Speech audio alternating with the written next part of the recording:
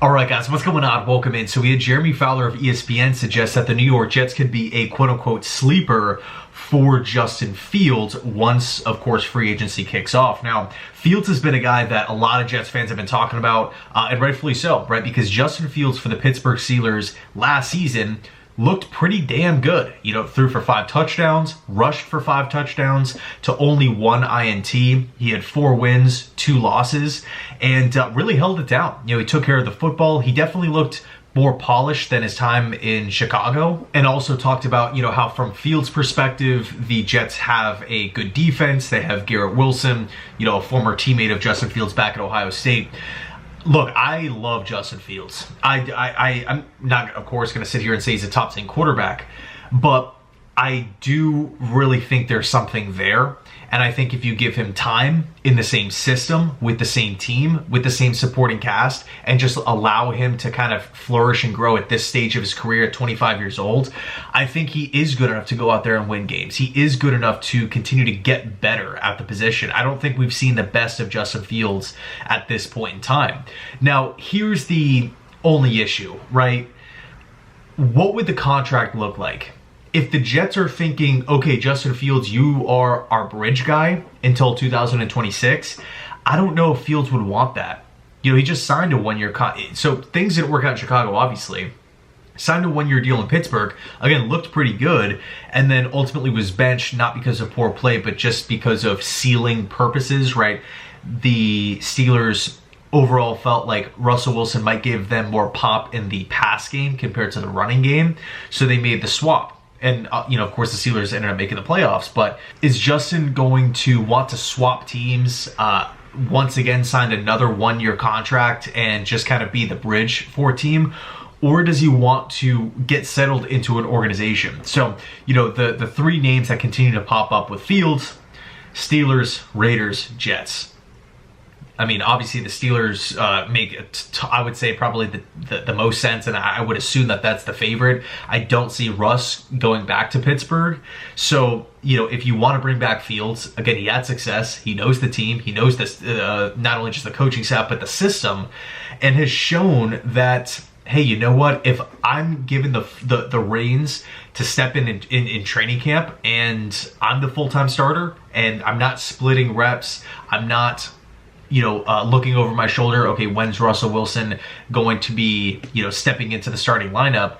I think, again, I think Fields can develop over there in Pittsburgh.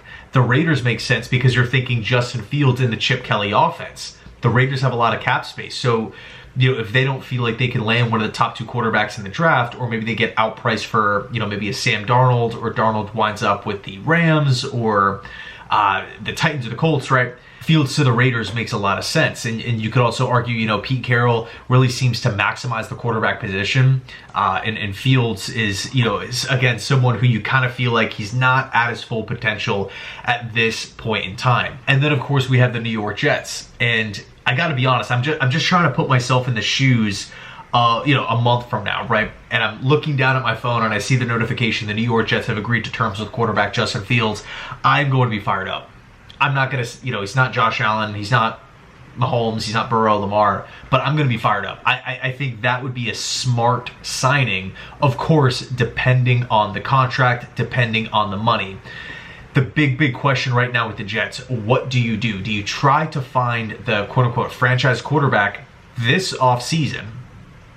Cam Ward, Jackson Dart, Shedeur Sanders, Justin Fields, or do you want to say, hey, you know what, we're going to bridge this season, Tyrod Taylor, Kirk Cousins, Derek Carr, someone like that, see if they show anything this season. If they could hold it down, then you bring them back as that mentor role for the rookie quarterback in the first round in a stacked quarterback class in 2026. So before the Jets start diving into different contracts and, you know, oh, I like this guy in regards to QBs in the free agent market, and even draft for that matter, I think that's the precursor question. What direction do the Jets want to do? Do they want to find that franchise guy, or do they want to do the 1-year bridge? Because once we have that clarification, now we can rule guys out. You know, if Justin Fields comes to the table, the negotiating table, and the Jets are like, hey, we really like you, we want you here, here's a 1-year deal, and Fields is like, no, I'm thinking 3-year deal. Like, I really want to settle in with one franchise and stop bouncing around on 1-year deals, because the reason why the Jets are giving Fields a 1-year deal, it would be a proven style of deal. If Fields is good, maybe he gets a second contract. If he's not good, then he's on, it would be, I guess, the 4th team in his NFL career if he's not brought back. But with the 1-year bridge guys, you already know, like everything is just super transparent, right? We know that Kirk Cousins is not going to get another 4-year deal, right? Derek Carr is not going to get another 4-year deal. Tyrod Taylor is already on the roster. So it just depends on how you want to look at it. And I would love to hear your thoughts down below. Do you feel as though there's that long-term, and maybe, you know, Muji and Glenn, they're sitting here, and Inkstrand for that matter, they're sitting here right now, and they just have, you know, they're bored, long-term, short-term, and they're coming up with names, right? Maybe there's only 1 or 2 names in that long-term category. Say, for example, it's Shedeur Sanders, right? Hypothetical. If he's not on the board at spot number 7, if they don't think it's realistic that he's going to be there, then, you know, chances are, you know, if he's the only name in the long-term, you know, category, they're probably just going to be handing out that short-term deal to one of the available short-term options on their list. So let me know your thoughts down below in the comment section. Where do you stand on this? Which side are you on? And yeah, it should be really interesting to see how it all plays out. Anyway, let me know your thoughts, and as always, go Jets.